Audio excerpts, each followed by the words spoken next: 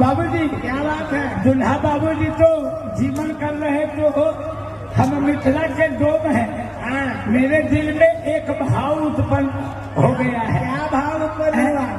और देख लो जीवन कर रहे हैं, बराती सब पा रहे हैं, हाँ, कुछ पा रहे हैं, और ये लश्करी बाबा के देख लीजिए मस्करी कर रहे हैं। क्या बात है?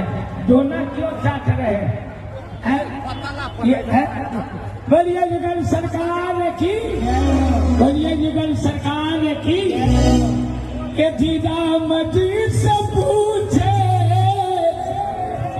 ये दीदामती से पूछे, अरे जनकपुरी की नारी, अरे बता बदमुल्ला, हे बता बदमुल्ला, अब आया हे तुझसे बात पूछी जा